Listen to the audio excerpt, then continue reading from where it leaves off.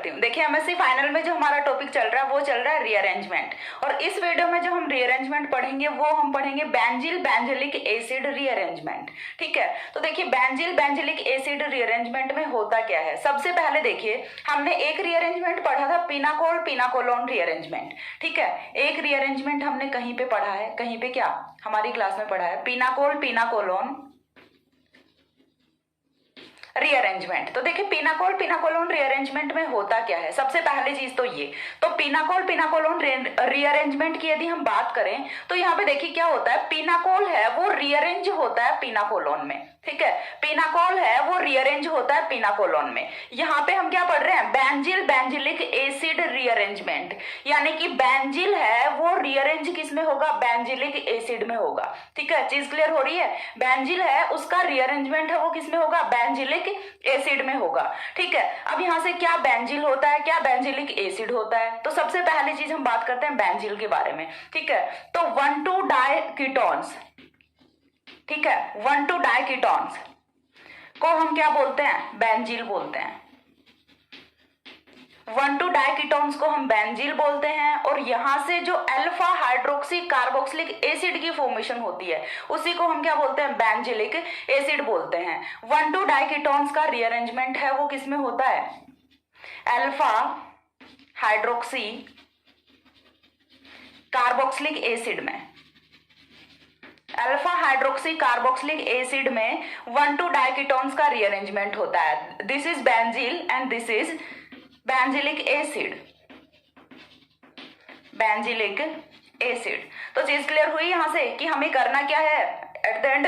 Starting में सबसे पहली चीज तो हमें ये पता होना चाहिए कि हमें इस रिएक्शन में करना क्या है, पढ़ना क्या है। ठीक है, तो इतनी चीज क्लियर हुई कि हमें बेंजील का रीअरेंजमेंट है वो बेंजिलिक एसिड में कराना है। व्हाट इज बेंजील, तो 1,2 डाइकीटोन्स नॉन एज बेंजील। ठीक है, व्हाट इज बेंजिलिक एसिड, तो यहां से क्या होगा, alpha hydroxy carboxylic acid is known as benzilic acid. इतनी चीज तो क्लियर हुई, हमें रिएक्शन का एटलीस्ट मीन है वो तो पता चला कि यहाँ से रिएक्शन का मीनिंग क्या होता है। ठीक है, कोई भी मीनिंगलेस चीज को तो हम ऐसे ही नहीं पढ़ सकते, सबसे पहले हमें उसका मीनिंग है वो पता होना चाहिए। तो मीनिंग यहां से पता चला।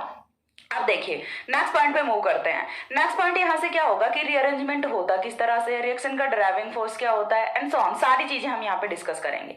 तो सबसे पहली चीज हमने लेना क्या है, 1,2 डाइकीटोन लेना है। अब 1,2 डाइकीटोन है उसे हम बेंजील बोल रहे हैं, तो 1,2 डाइकीटोन है उस पे हम हाइड्रोक्सिल की रिएक्शन कराएंगे। ठीक है, हाइड्रोक्सिल बेस की रिएक्शन कराएंगे जिससे यहाँ पे कार्बोक्सिलेट आयन की फॉर्मेशन होती है, और उस कार्बोक्सिलेट आयन का एसिडिफिकेशन कराने से बेंजिलिक एसिड की फॉर्मेशन होती है।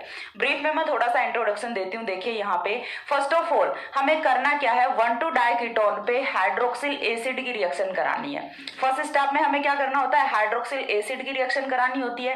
सेकंड स्टेप में हमें क्या करना होता है, एसिडिफिकेशन रिएक्शन करनी होती है, एसिडिफिकेशन करना होता है। और जब हम ये दो स्टेप से यहाँ पे अप्लाई करते हैं तो प्रोडक्ट है वो हमारा अल्फा हाइड्रोक्सी कार्बोक्सिलिक एसिड होता है, बेंजिलिक एसिड होता है।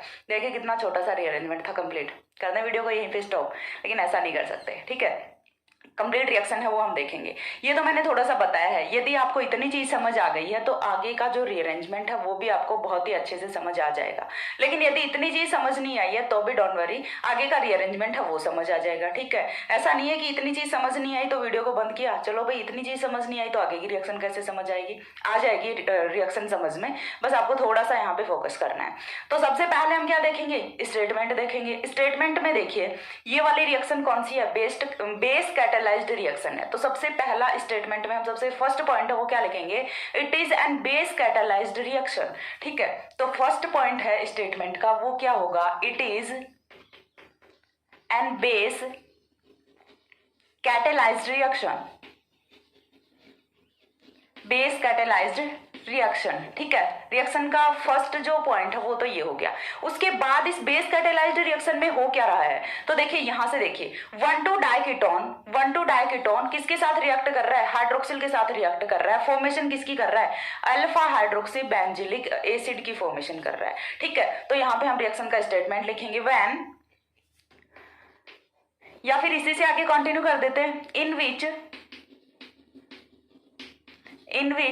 1,2 डाइकीटोन्स, in which 1,2 डाइकीटोन्स और 1,2 डायकीटोन्स को हमने क्या बोला है, बेंजील, तो ब्रैकेट में बेंजील को भी मेंशन कर लेते हैं। 1,2 डायकीटोन्स या फिर बेंजील reacts with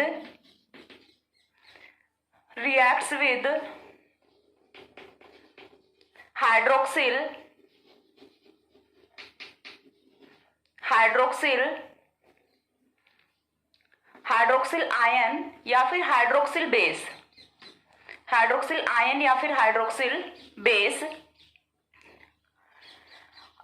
in which 1,2 diketones reacts with hydroxyl ion or hydroxyl base to give alpha hydroxy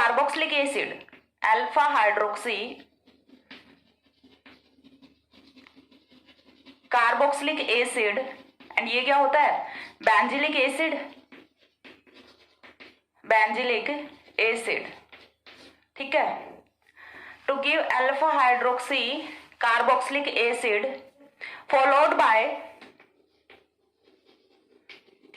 followed by acidification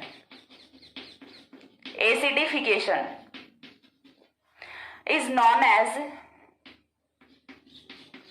benzylic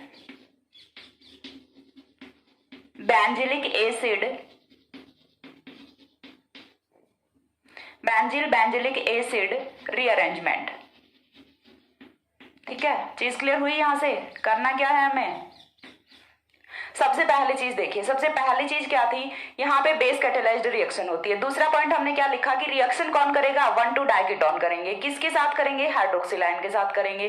किस में रीअरेंज होंगे, बेंजिलिक एसिड में रीअरेंज होंगे। और साथ ही हम एक चीज और भी हमने मेंशन की थी कि यहाँ पे एसिडिफिकेशन है या फिर प्रोटोनेशन है, वो भी मेंशन करना होता है। तो बेंजिलिक एसिड की फॉर्मेशन है वो किससे होती है, बाय द प्रोटोनेशन रिएक्शन, ठीक है। अब रिएक्शन का ड्राइविंग फोर्स क्या होता है, तो रिएक्शन का ड्राइविंग फोर्स है वो होता है फॉर्मेशन ऑफ कार्बोक्सिलेट आयन, और कार्बोक्सिलेट आयन है वो ड्यू टू कॉन्जुगेशन या फिर ड्यू टू रेजोनेंस वो स्टेबल होता है, ठीक है। तो what is the driving force of the reaction, तो driving force of the reaction is formation of carboxylate ion, तो वो चीज भी हम यहाँ पे मेंशन कर लेते हैं। Driving force of the reaction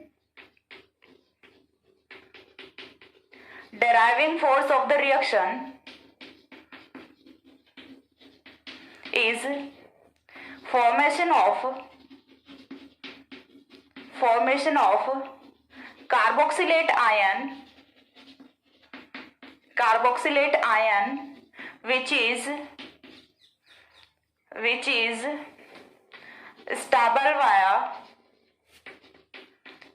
stable via resonance, ठीक है। तो चीज समझ आ रही है कि रिएक्शन का ड्राइविंग फोर्स क्या होता है, रिएक्शन का ड्राइविंग फोर्स होता है फॉर्मेशन ऑफ कार्बोक्सिलेट आयन। अब हम बोलेंगे कि आप बोलोगे कि मैम हमें तो कार्बोक्सिलेट आयन पूरी रिएक्शन में कहीं नहीं दिखा, तो इसीलिए तो हमें मैकेनिज्म पढ़नी है, एग्जांपल्स देखने हैं। स्टेटमेंट में थोड़ा ना कार्बोक्सिलेट आयन देखेगा, तो चलिए एग्जाम्पल देखते हैं। एग्जाम्पल के लिए देखिए, फर्स्ट ऑफ ऑल हमें लेना क्या है, बेंजील लेना है। एग्जाम्पल में हमें लेना है बेंजील।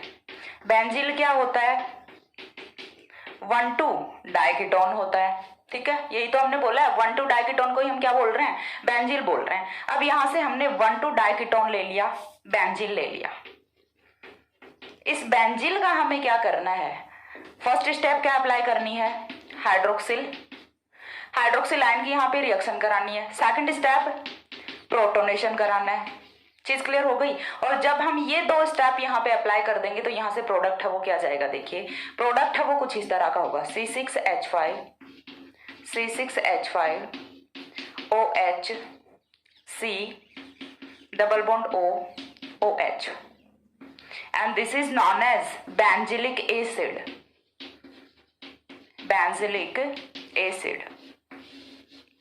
चीज क्लियर हो रही है?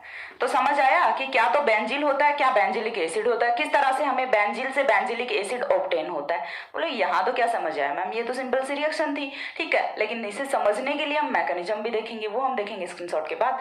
तब तक एक बार आप इसका स्क्रीनशॉट लीजिए। इतनी चीज क्लियर हुई, फिर से रिवाइज कर देती हूँ आपको। देखिए पॉइंट्स में याद रखिए, सबसे पहले चीज बेंजील का रीअरेंजमेंट करना है बेंजिलिक एसिड में। What is बेंजील, what is benzylic acid, clear हुआ यहाँ से, ठीक है। उसके बाद हमें क्या देखना है, उसके बाद हमें ये देखना है कि हुआ कैसे है। तो बेंजील की reaction first of all hydroxyl ion के साथ कराओ, सेकंड पॉइंट पे यहाँ पे एसिडिफिकेशन कराओ, हो गया यहाँ से बेंजिलिक एसिड की फॉर्मेशन। रिएक्शन का driving force formation of carboxylate ion. इतनी चीज क्लियर हुई। अब यहाँ से फटाफट स्क्रीनशॉट लीजिए। हो गया। देखिए काफी इजी सी रिएक्शन है, सबसे इजी रीअरेंजमेंट लगता है मेरे को तो ये, और सबसे छोटा भी होने वाला है। ठीक है, अब देखिए इसके बाद हमें क्या करना है। इसके बाद हम करेंगे मैकेनिज्म। मैकेनिज्म के लिए हम सबसे पहले क्या चाहिए, अपना स्टार्टिंग मटेरियल चाहिए। स्टार्टिंग मटेरियल के लिए सबसे पहले स्टेप फर्स्ट में हमें क्या करना होगा, यहाँ पे स्टेप फर्स्ट में हम क्या करेंगे, अपना बेंजील उठाएंगे। बेंजील ले लिया हमने, ठीक है, बेंजील ले लिया। बेंजील पे रिएक्शन किसकी करानी है, हाइड्रोक्सिल आयन की रिएक्शन करानी है। चलिए करा देते हैं हाइड्रोक्सिल आयन की रिएक्शन।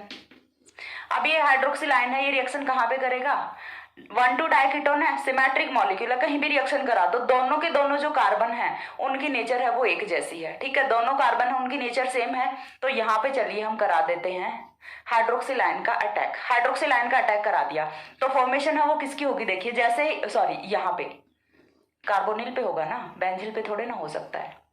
कार्बोनिल पे हमने हाइड्रोक्सिल आयन का अटैक करा दिया, जैसे ही यहाँ पे ये वाले बॉन्ड के इलेक्ट्रॉन शिफ्ट करेंगे यहाँ पे, और प्रोडक्ट है वो हमारा कुछ इस तरह का फॉर्म होगा, C6H5 C double bond O C O negative हो गया, O निगेटिव, और यहाँ पे कौन जुड़ा, OH जुड़ा, इधर कौन है C6H5 है। ठीक है, ऐसा कुछ हमें कंपाउंड ऑब्टेन होता है स्टेप फर्स्ट में। अब स्टेप सेकंड में हमें क्या करना है, देखिए स्टेप वाइज करोगे आपको बहुत अच्छे से समझ आएगा। ठीक है, स्टेप सेकंड में पहले तो वही वाला कंपाउंड कॉपी कर लो, बहुत सारे स्टेप्स देख के डरना नहीं है, एक ही कंपाउंड है वो 2-3 स्टेप में कॉपी हुआ होता है। ठीक है, C6H5।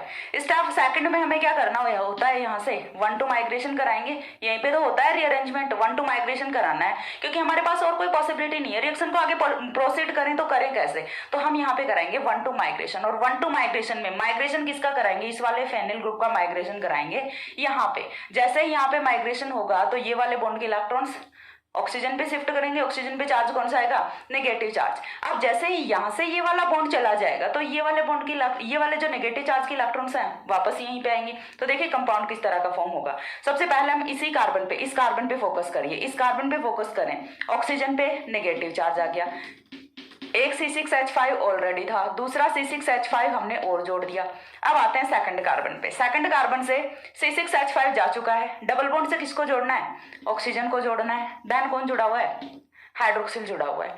अब देखिए विद इन द मॉलिक्यूल यहाँ पे ये वाला जो ऑक्सीजन है ये किसको शो कर रहा है, बेसिक नेचर को, ये वाला जो हाइड्रोक्सिल है ये किसको शो कर रहा है, एसिडिक नेचर को, कार्बोक्सिलिक ग्रुप है तो एसिड बेस रिएक्शन यहाँ से होती है, प्रोटॉन ट्रांसफर यहाँ से होता है। तो नेक्स्ट स्टेप है वो किस तरह से होती है, देखिए यहाँ से स्टेप थर्ड में हमें क्या करना है, एसिड बेस रिएक्शन करानी है। यहाँ पे क्या हुआ है, 1-2 फेनिल माइग्रेशन, 1-2 फेनिल शिफ्ट हुआ है, 1-2 फेनिल शिफ्ट हो गया। अब इसके बाद स्टेप थर्ड पे मूव करते हैं।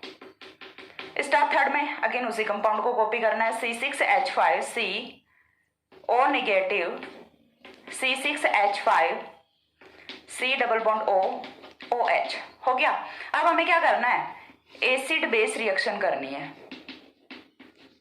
एसिड बेस रिएक्शन, या फिर हम इसे क्या बोल सकते हैं, प्रोटॉन ट्रांसफर, या फिर प्रोटॉन इंटरचेंज रिएक्शन भी बोल सकते हैं। ठीक है, तो यहाँ से होगा क्या, ये वाला जो प्रोटॉन है ना ये ट्रांसफर कर जाएगा यहाँ पे, तो इस बार कार्बोक्सिलेट आयन है वो यहाँ पे फॉर्म हो जाएगा। तो देखिए यहाँ से कुछ इस तरह का कंपाउंड है वो फॉर्म होना है, C6H5 C OH C6H5 C double bond O O negative. चीज क्लियर हुई, और यही तो बना है अपना carboxylate ion. What is the deriving force of the reaction, so formation of carboxylate ion is the deriving force of reaction. ठीक है, तो इसी की वजह से तो रिएक्शन अपनी हो रही है, तो ये यहाँ से क्या फॉर्म हुआ, अपना कार्बोक्सिलेट आयन है उसकी फॉर्मेशन हो जाती है, कार्बोक्सिलेट आयन फॉर्म हो गया। अब देखिए कार्बोक्सिलेट आयन फॉर्म होने के बाद हमने रिएक्शन में 2 कंडीशन रखी है। फर्स्ट कंडीशन क्या कि हम यहाँ पे हाइड्रोक्सिल का अटैक कराएंगे, सेकंड कंडीशन क्या कि हम इसका एसिडिफिकेशन कराएंगे। अभी तक हमने सिर्फ एक कंडीशन का यूज किया है तो बच गई दूसरी कंडीशन अपनी, करा देते हैं यहाँ पे एसिडिफिकेशन। तो स्टेप फोर्थ में हमें क्या कराना होता है, यहाँ पे एसिडिफिकेशन ऑफ कार्बोक्सिलेट आयन। तो सबसे पहले कार्बोक्सिलेट आयन को लेके आओ, कार्बोक्सिलेट आयन आ गया, लो जी C6H5, देन क्या करना है C double bond O negative. ठीक है, अब हम क्या करेंगे यहाँ से acidification, H positive H2O, acidification में हमें क्या करना है, यहाँ से C6H5COH C6H5 C double bond O OH and this is benzylic acid. This is benzylic acid. तो ये हुई अपनी complete mechanism of benzilic acid rearrangement. First step attack of hydroxyl, second step 1,2 phenyl shift, third step acid base reaction, fourth step acidification. ठीक है, चारों steps मैंने बहुत ही clearly यहाँ पे एक्सप्लेन किए हैं.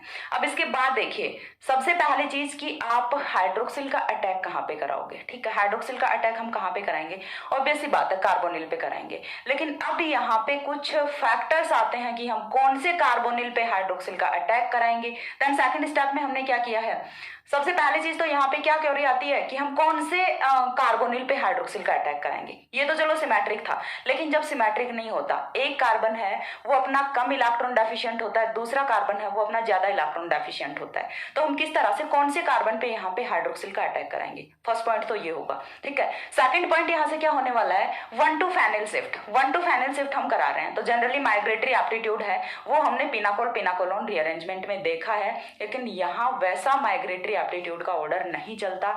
ये रिएक्शन है, ये एक्सेप्शन है अबाउट माइग्रेटरी एप्टीट्यूड. ठीक है, तो सेकंड पॉइंट हम यहाँ पे क्या देखेंगे, माइग्रेटरी एप्टीट्यूड का देखेंगे. उसके बाद तो एसिड बेस रिएक्शन और एसिडिफिकेशन है. तो ये वाली जो दोनों स्टेप्स हैं, इनमें हमें रिएक्शन की जो रेट ऑफ रिएक्शन है इन पे डिपेंड कर रही होगी. तो हमें ये चीज है ये पहले देखनी है कि किस तरह से यहाँ पे कौन से कार्बन पे तो हाइड्रोक्सिल अटैक करेगा और कौन सा फेनिल यहाँ से माइग्रेट करेगा. वो चीज हम देखेंगे डिफरेंट एग्जाम्पल से. तब तक एक बार इसका स्क्रीनशॉट लो.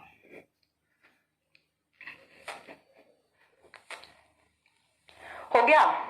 इसके बाद देखिए, यहां से जो फर्स्ट पॉइंट है वो हम देखेंगे कि कौन से कार्बोनिल पे, जब दोनों कार्बोनिल हैं इनकी नेचर डिफरेंट होती है, तब कौन से कार्बोनिल पे अपना हाइड्रोक्सिल है वो अटैक करेगा. तो उसके लिए हम यहाँ पे एक एग्जाम्पल रखते हैं. ठीक है, एग्जाम्पल हमने क्या रखा, कुछ इस तरह का एग्जाम्पल हमने यहाँ पे रख लिया कि एक रिंग है, उसके साथ में हमने यहाँ पे जोड़ दिया OR, एल्कोक्सी ग्रुप जोड़ दिया. ठीक है, ये किसके साथ जुड़ी हुई है, कार्बोनिल के साथ.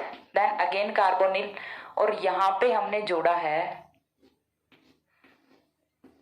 क्लोरीन. ठीक है, तो अब जो दोनों कार्बोनिल हैं इनकी नेचर सेम नहीं है. इनमें से कोई एक है वो मोर इलेक्ट्रॉन डेफिशिएंट होगा, और इनमें से कोई दूसरा है वो थोड़ा सा कम इलेक्ट्रॉन डेफिशिएंट होगा, लेस इलेक्ट्रॉन डेफिशिएंट होगा. ठीक है, तो चलिए हम मार्क कर लेते हैं. ये वाली रिंग अपनी A है, ये वाली रिंग अपनी B है, ये वाला कार्बन नंबर 1 है, ये वाला कार्बन नंबर 2 है. ठीक है, तो देखिए सबसे पहले दोनों रिंग्स का इफेक्ट देख लेते हैं, वहीं से क्लियर हो जाएगा कि कौन सा मोर इलेक्ट्रॉन डेफिशिएंट है और कौन सा लेस इलेक्ट्रॉन डेफिशिएंट है. यदि हम बात करें रिंग A की या फिर कार्बन नंबर 1 की, तो रिंग A पे देखिए, यहाँ पे रिंग पे इफेक्ट कौन सा है, -I इफेक्ट है. क्लोरीन का इफेक्ट कौन सा होता है, -I होता है. ठीक है, तो देखिए, और मेटा पोजीशन पे प्रेजेंट है तो इसका +R इफेक्ट है वो तो नहीं लगेगा ना. यदि मेटा पोजीशन पे प्रेजेंट है, ऑर्थो या फिर पैरा पे प्रेजेंट होता तो इसका +R इफेक्ट है वो भी कंसीडर करते हैं हम. लेकिन अभी ये प्रेजेंट है मेटा पोजीशन पे, तो Meta position does not consider +R और +M इफेक्ट. ठीक है, तो हमें सबसे पहली चीज तो यहाँ पे क्या लिखनी है, Meta position, sorry, chlorine is present at Meta position of ring and meta position does not consider +R effect, but -I effect तो यहाँ पे रन करेगा. ठीक है, so ring has overall -I effect, effect. ठीक है, और यदि रिंग का -I इफेक्ट है तो ये वाला कार्बोनिल पे तो वैसे ही कार्बन है वो इलेक्ट्रॉन डेफिशिएंट होता है, इलेक्ट्रोफिलिक नेचर का होता है. ठीक है, अभी इसके साथ -I इफेक्ट वाली रिंग और जोड़ दी तो यहाँ पे क्या होने वाला है, मोर इलेक्ट्रॉन डेफिशिएंट कार्बन होगा. सो C1 will more electron deficient carbon. चीज क्लियर हुई यहाँ से. C1 का तो फंडा यहां से क्लियर हो गया. अब आते हैं C2 पे. तो C2 पे देखिए, ring B has ring B has, यहाँ पे एल्कोक्सी ग्रुप का नेचर क्या होता है, प्लस आर इफेक्ट डालेगा ये, ठीक है। Ring B has plus R effect containing group, plus R effect containing group. So यहां से देखिए क्या होगा, ओवरऑल रिंग का इफेक्ट है और प्लस आर इफेक्ट वाला ग्रुप है वो भी कहां पे प्रेजेंट है, पैरा पोजीशन पे। तो पैरा पोजीशन पे प्रेजेंट है तो इसका तो प्लस आर इफेक्ट लगना ही लगना है, ठीक है। तो ओवरऑल रिंग का इफेक्ट कौन सा हुआ, plus R effect. So ring B has overall plus R effect,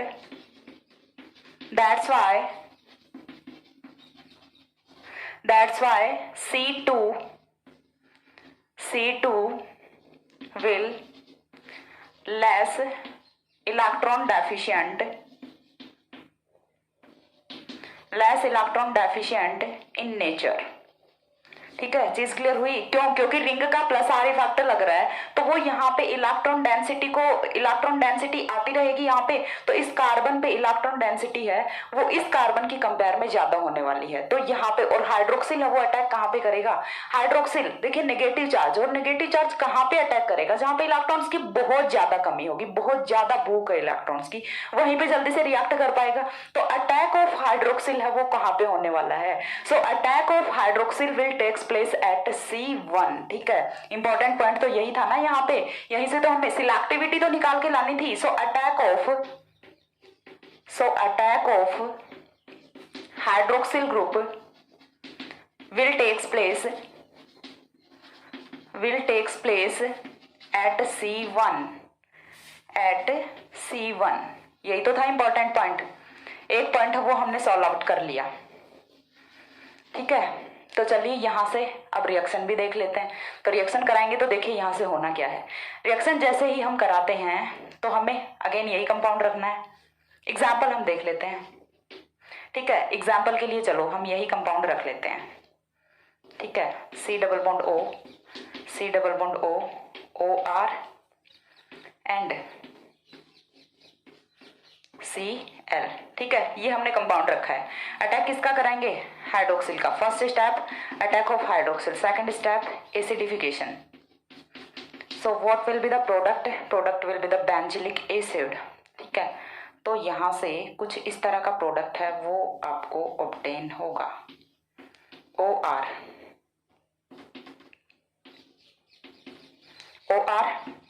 ठीक है। देन क्या होगा अपना COH, मेटा पोजीशन पे कौन है, क्लोरीन है। Then C double bond OH, ये होगा रिएक्शन का प्रोडक्ट। अब ये रिएक्शन का प्रोडक्ट है, ये आया किस तरह से वो चीज मैं आपको एक्सप्लेन करती हूँ। अभी एक पॉइंट तो हमने यहाँ पे देख लिया कि क्या होगा। वन पॉइंट इज दैट कि हाइड्रोक्सिल का अटैक है वो हमेशा कहाँ पे होने वाला है, मोर इलेक्ट्रॉन डेफिशिएंट कार्बन पे होगा, ठीक है। मैकेनिज्म है वो मैंने आपको एक्सप्लेन की है प्रीवियस एग्जाम्पल की कि किस तरह से यहाँ पे मैकेनिज्म होती है। इसकी मैकेनिज्म आई थिंक एक्सप्लेन करने की कोई नीड नहीं है, ठीक है। उसके बाद अभी सेकंड पॉइंट है, उस पर पूरा का पूरा काम है वो डिपेंड कर रहा है क्या, माइग्रेटरी एप्टीट्यूड की। माइग्रेशन कौन से फेनिल रिंग का होगा यहाँ से वो तो पता चले एटलीस्ट। बिना माइग्रेटरी एप्टीट्यूड के हम क्या करेंगे, अकेले इससे तो काम नहीं चलने वाला। तो सेकंड फैक्टर है वो हम यहाँ पे देखते हैं माइग्रेटरी एप्टीट्यूड का।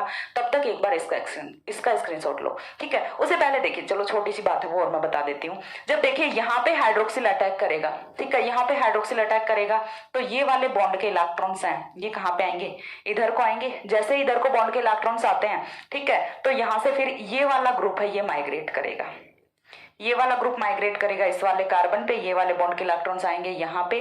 देन यहाँ से क्या होता है, फर्स्ट स्टेप ये वाला एरो, ठीक है, सेकंड स्टेप ये वाला एरो, थर्ड स्टेप में क्या होगा, एसिड बेस रिएक्शन होगी, फोर्थ स्टेप में क्या होगा, एसिडिफिकेशन होगा। मैंने आपको थोड़ा सा यहाँ पे मैकेनिज्म का भी आइडिया है वो दे दिया है कि किस तरह से यहाँ पे रिएक्शन होने वाली है।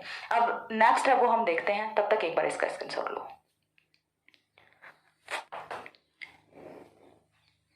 हो गया। इसके बाद देखिए सबसे इंपॉर्टेंट जो पॉइंट है, सबसे मोस्ट इंपॉर्टेंट पॉइंट है माइग्रेटरी एप्टीट्यूड का, वो हम यहाँ पे डिस्कस करेंगे। अभी तक जो पढ़ा वो तो सिर्फ बच्चों वाला खेल था, बहुत ही इजी सा था। इस बार आता है रिएक्शन का इंपॉर्टेंट कॉन्सेप्ट जो कि एक्सेप्शन होता है, और exceptions are always there and exceptions are always important also.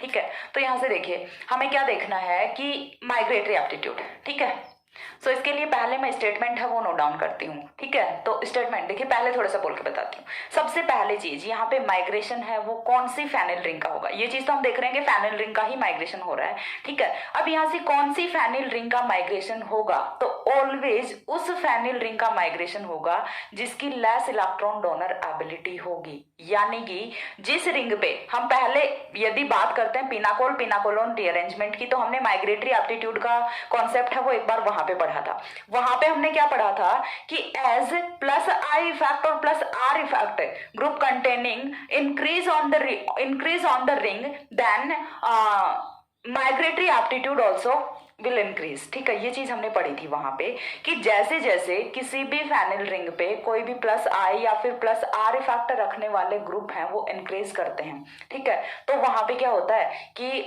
जो रिंग होती है उसका माइग्रेटरी एप्टीट्यूड है वो भी इंक्रीज करता है। ये कॉन्सेप्ट हमने पढ़ा था, लेकिन यहाँ पे ये कॉन्सेप्ट है ये फेल हो जाता है। ठीक है, यहाँ पे ये कॉन्सेप्ट है ये फेल हो जाता है। यहाँ पे क्या होगा कि जितने ज्यादा माइनस आई इफेक्ट वाले ग्रुप या फिर माइनस आर इफेक्ट वाले ग्रुप लगे होंगे रिंग पे, उसी रिंग का माइग्रेशन है वो फास्ट होगा। ठीक है, ऑलवेज वही रिंग माइग्रेट करेगी जिसपे या तो कोई इफेक्ट वाला ग्रुप नहीं लगा होगा। ठीक है, जैसे अपने पास दो ऑप्शंस हैं, एक रिंग है, एक रिंग पे तो अपना कौन सा प्लस आर इफेक्ट है और एक पे कोई इफेक्ट नहीं है, तो यहां से कौन सी रिंग माइग्रेट करेगी जिसपे कोई इफेक्ट नहीं है। ठीक है, अब हमारे पास दो ऑप्शन है, एक तो ऐसी रिंग है जिसपे कोई इफेक्ट नहीं है, दूसरी ऐसी रिंग है जिसपे माइनस आई इफेक्ट है। तो इस बार कौन सी रिंग माइग्रेट करेगी जिसपे माइनस आई इफेक्ट है, यानी कि ऑलवेज वही रिंग माइग्रेट करेगी जिसकी इलेक्ट्रॉन डोनर एबिलिटी है वो कम होती है। तो कॉन्सेप्ट क्लियर हुआ। तो चलिए अब स्टेटमेंट देखते हैं। As except of this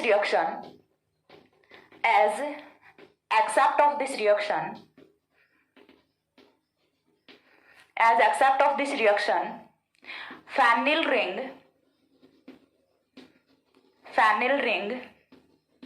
with less electron donor ability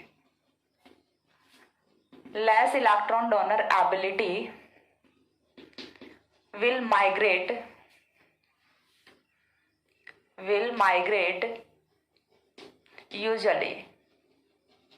usually कौन सी रिंग है वो माइग्रेट करेगी जिसकी इलेक्ट्रॉन डोनर एबिलिटी है वो कम होती है। एग्जाम्पल देख लेते हैं। तो एग्जाम्पल के लिए देखिए हमने यहां पे रखा है कुछ इस तरह का O R रख दिया। ठीक है, C double bond O then simple phenyl ring है वो हमने यहाँ पे रखी है। तो एग्जाम्पल है वो कुछ इस तरह से होगा। फर्स्ट स्टेप में हाइड्रोक्सिल, सेकंड स्टेप में एसिडिफिकेशन, H पॉजिटिव H2O। तो यहाँ से प्रोडक्ट है वो क्या होगा, प्रोडक्ट है वो कुछ इस तरह से होता है OR then COH phenyl C double bond OH। ठीक है, चीज क्लियर हुई। यहाँ से दोनों कॉन्सेप्ट है वो मैं आपको एक्सप्लेन करती हूँ। ठीक है, तो चलिए पहला कॉन्सेप्ट है वो देख लेते हैं।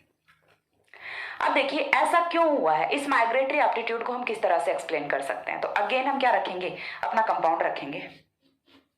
ठीक है, अगेन हम हमारा कंपाउंड है वो कुछ इस तरह से रख लेते हैं। यहाँ पे क्या है OR है, पूरा का पूरा एक्सप्लेनेशन है वो दूंगी, ऐसे ही नहीं छोड़ने वाली आप लोगों को। ठीक है, ये हमारा कंपाउंड है। अगेन हम क्या करेंगे, ring A ring B C1 C2 दोनों कॉन्सेप्ट है वो हम यहाँ से देखेंगे। किसी एक कॉन्सेप्ट पे रिएक्शन है वो बेस्ड नहीं है, दोनों कॉन्सेप्ट देखने more electron deficient carbon plus less electron donor ability phenyl ring. ठीक है, तो यहाँ से देखिए पहले रिंग A को डिस्कस कर लेते हैं। Ring A has no effect, यहाँ पे कोई इफेक्ट नहीं है, इतना सा काम था रिंग A का। रिंग B पे आते हैं। रिंग B पे कुछ दिख रहा है क्या, OCH3 OR क्या होता है, प्लस आर इफेक्ट वाला ग्रुप। ठीक है, तो इसकी इलेक्ट्रॉन डोनर एबिलिटी है वो तो ज्यादा होने वाली है ना, मोर इलेक्ट्रॉन रिच रिंग होगी ये। ठीक है, तो यहां से देखिए क्या होगा, ring B contains plus R effect containing group. So electron donor ability electron donor ability of ring B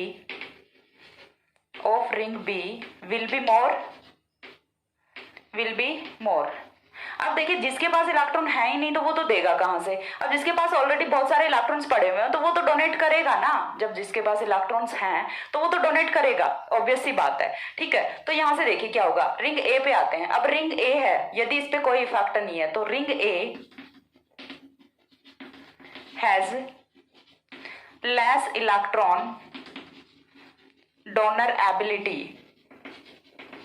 and ऊपर हमने क्या लिखा है कि कौन सी रिंग का माइग्रेशन होगा, जिसकी इलेक्ट्रॉन डोनर एबिलिटी कम होगी। So ring A will migrate on C2। ठीक है, चीज समझ आ रही है। अब ये तो हुआ माइग्रेशन वाला फैक्टर। चलिए हमने जो पहला फैक्टर देखा था किसका, कि मोर इलेक्ट्रॉन डेफिशिएंट कार्बन वाला, वो भी देख लेते हैं। जब यहाँ पे कोई फैक्टर नहीं है तो यहाँ पे इलेक्ट्रॉन डेंसिटी है वो भी कम होगी, यहाँ पे प्लस आर इफेक्ट है तो यहाँ पे इलेक्ट्रॉन डेंसिटी है वो भी ज्यादा होगी। तो अटैक ऑफ हाइड्रोक्सिल कहाँ पे होगा, C1 पे होगा। और कौन सी रिंग माइग्रेट करेगी, रिंग ए वो माइग्रेट करेगी। चीज समझ आ रही है, स्क्रीनशॉट लीजिए, देन 2-3 एग्जांपल्स हम वो और मैं करवा देती हूँ।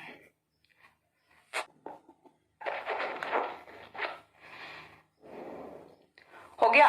इसके बाद देखिए कुछ एग्जांपल्स हैं वो हम देख लेते हैं।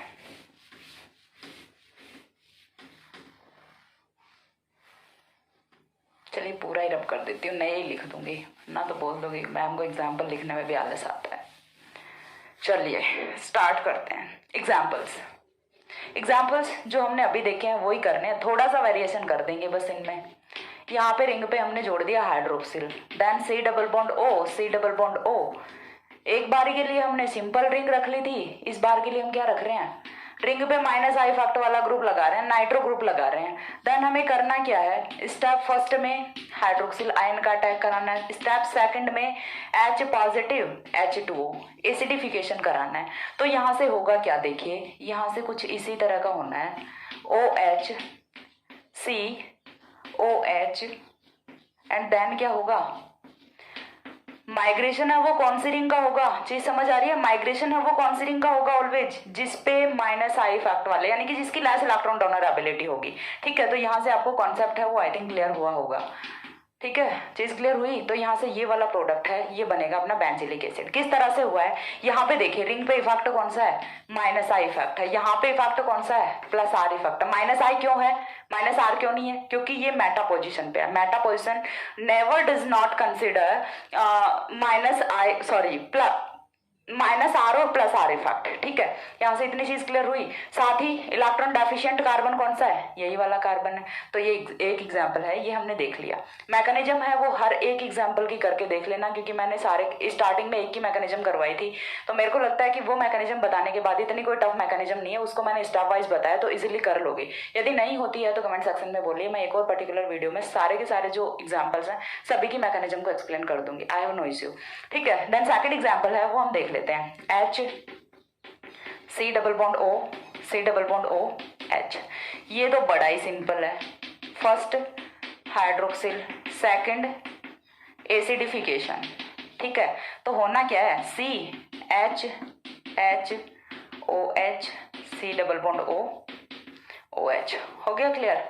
तो यहाँ से कुछ इस तरह से, और जितने चाहे एग्जांपल्स आप डिराइव कर सकते हो। किस तरह से करोगे, इन रिंग्स पे ये जो ग्रुप्स हैं इन्हें चेंज करते जाओ, नंबर ऑफ एग्जांपल्स जितना चाहो आप अपनी मर्जी से कर सकते हो। तो ये था अपना बेंजिलिक एसिड रीअरेंजमेंट। मैंने जितना हो सकता था इसे बहुत ही इजी वे में एक्सप्लेन करने का कोशिश किया है। यदि फिर भी आप लोगों को समझ नहीं आया तो कमेंट सेक्शन में बोलिए मेरे को, मैं अगेन जो मैकेनिज्म है एग्जाम्पल्स की वो एक्सप्लेन कर दूंगी। बाकी मैंने अपनी तरफ से पूरा बहुत ही सिंपल इसको बनाने की कोशिश की, बहुत ही इजी सा रीअरेंजमेंट है। देखिए रीअरेंजमेंट्स हैं, इनसे आपको कंफ्यूजन नहीं होना, क्योंकि मोस्ट ऑफ स्टूडेंट्स हैं वो क्या करते हैं कि उसका उसमें लिख देते हैं, उसका उसमें लिख देते हैं, सारा सब कुछ मिक्सअप कर देते हैं, मैसअप हो जाता है सब कुछ। लेकिन ऐसा नहीं करना है, हर एक रीअरेंजमेंट को बिल्कुल उसका एक एक की फीचर है वो आप नोट डाउन कीजिए कि इसका की फीचर क्या है, इसका की फीचर क्या है। सबसे पहले चीज तो प्रोडक्ट और रिएक्टेंट पे ही आपको डिफ्रेंशिएट कर लेना चाहिए कि कौन सा रीअरेंजमेंट है ये। ठीक है, तो हर एक रीअरेंजमेंट, मैंने 6 रीअरेंजमेंट्स हैं वो इस वीडियो में अपने कंप्लीट हो जाएंगे, 6 रीअरेंजमेंट्स। ठीक है, 6 रीअरेंजमेंट कोई कम नहीं नहीं है, यहाँ से एक रीअरेंजमेंट है तो वो तो ऑब्वियसली पूछा जाएगा एग्जाम में।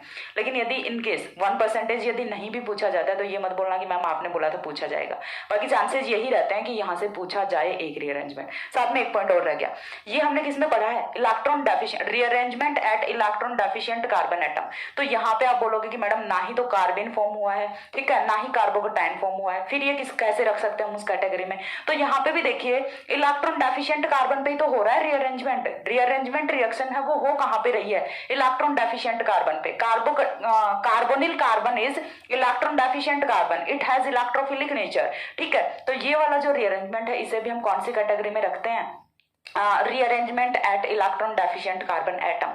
चीज समझ आई कि क्यों रखते हैं, बिकॉज ऑफ कार्बोनिल ग्रुप, ठीक है, कार्बोनिल ग्रुप का जो कार्बन होता है वो इलेक्ट्रॉन डेफिशिएंट नेचर का होता है।